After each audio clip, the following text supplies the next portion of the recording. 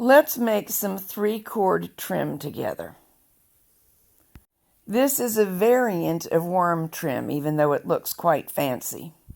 It can be used as an edging for a great many things.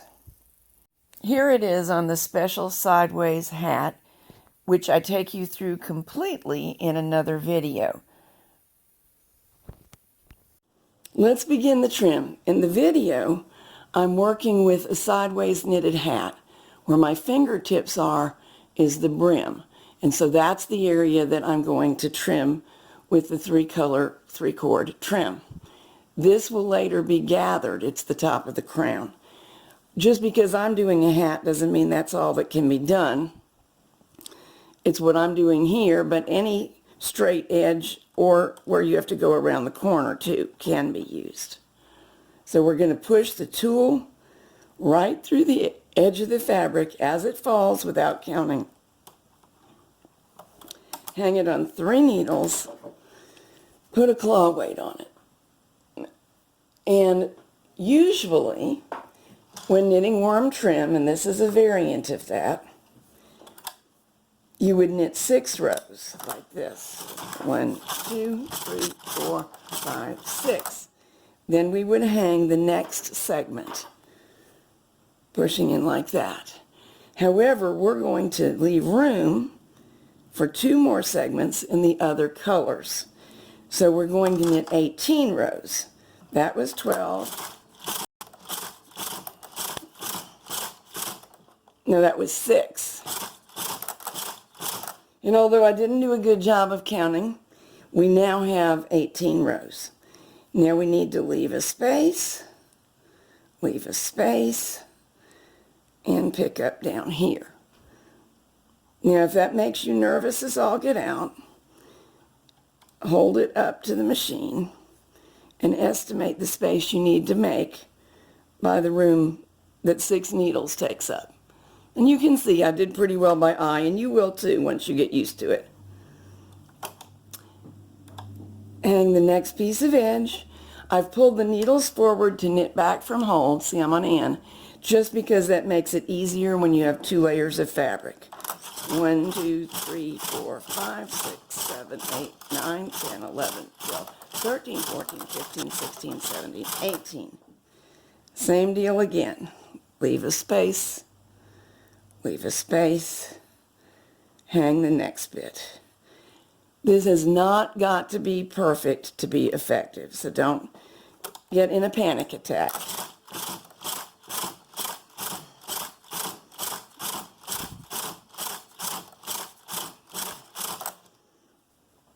I'm going to keep doing this all the way to the other end, so all the way around the hat brim in this case. Here I am, just about to the end, and now we have to figure out what to do at the very end. In this case, it's going to work out easily. 1, 2, 3, and I'll be able to hang this, knit a row, and bind it off. I'm just going to manually do the transfer bind off here because it's easy for what I'm doing. If it did not work out perfectly, and it won't for some of the colors, I'll show you what to do, but basically we'll knit a little extra cord. We're going to do basically what we did for color 1 with very slight differences. First of all, roll the color 1 loops towards you so as to be able to get to the next position along the edge. Hang that on 3 needles and keep this loop down out of the way. You may want to put a claw weight on it, maybe just your thumb for the first couple rows, but it does need to stay out of the way. So we are hanging next to color 1, pulling color 1 forward out of the way, and then doing the same thing.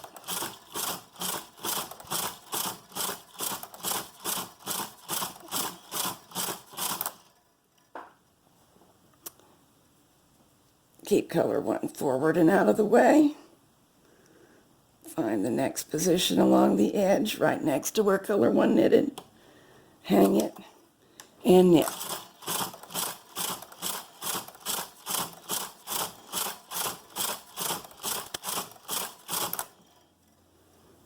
Same thing all the way down the side. And you can see I still have room for color 3. I have just hung in the last complete and appropriate position. And now if I knit 18 rows, I won't have anywhere to hang at the other end because this is the other end right here. But I'm going to go ahead and do it.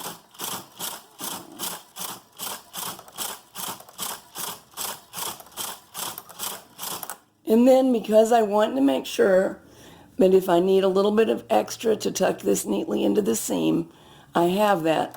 I'm going to knit a few more, 5 in this case, because this manual transfer method works more easily from the left for me.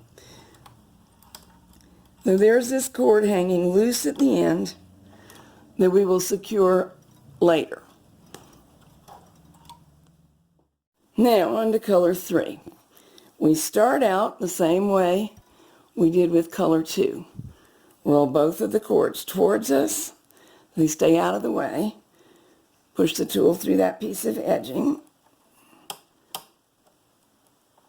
Hang it on the needles.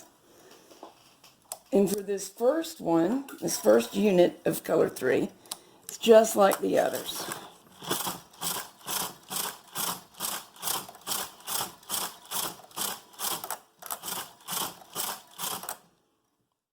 Now is where it begins to get different. We're going to lift these off, remove any weights that are on there for the time being. Bring the stitches that are on the tool towards you. That's around the other 2 cords that have already been knitted, and reach the tool through those 2 cords, around and through, around and through. So this is step number 1.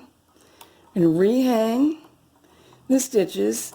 The cords will want to go behind them. That's okay for temporary, but we must manually lift them up and over and try not to get them caught on the hooks of the needles. If they do get caught, as mine just did, free them. So that's part 1. Now we still need to hang a piece of edging. As usual, there's the room that we have for it. The needle latches will tend to flip shut, so you may have to open them manually. You may want to use one hand to hold the stitches back with your thumb, because they'll tend to slide forward. This is the tricky part for sure. There we go. All of my prongs are properly seated, so now I can seat the stitches, well, the edge of the fabric in the needles. They will become stitches. Now with the needles pulled forward, everything's safe. But there are a couple of things to remember. These 2 cords have a great tendency to get up and into the work, so you may want to put a claw weight on them. However, you do not want that weight and the cords to allow this yarn to lengthen, because part of the design is it's going to wrap these cords and it will be visible, and it looks fine, but it wouldn't look fine if it was down here and sloppy. Therefore, you move the carriage as close as you can. Make sure that the slack is pulled out of the yarn over to the right where you can't see. I have my hand just above the yarn feeder, and for the first row I'll be pulling up. And now we're good.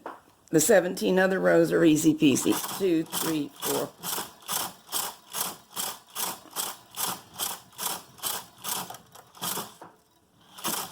I might have lost count. We won't worry about it. It won't make very much difference in the long run if I'd accidentally knitted 20, which I think I may have.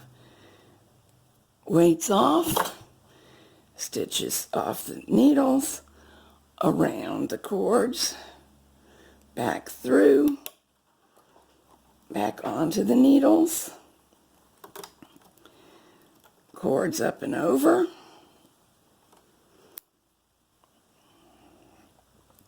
Now we hang the edge, and securing the old stitches,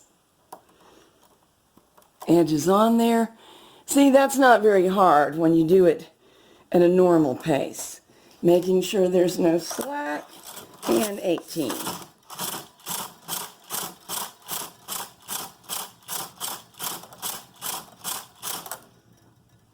One more time and you'll be good to do it on your own. Remove the weight. Lift the stitches.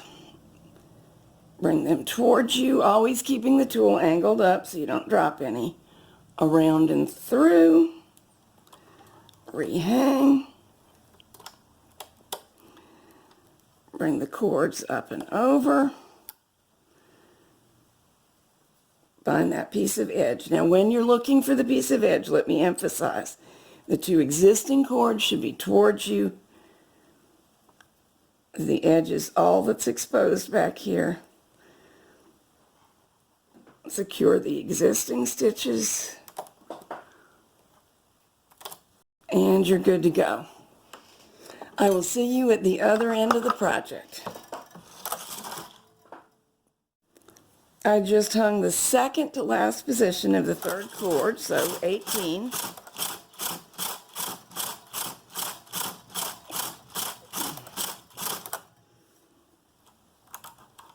Lift, wrap through the other two, hang. Now this one with the loose end, it'll just get out of the way. The other one must come up and over as before.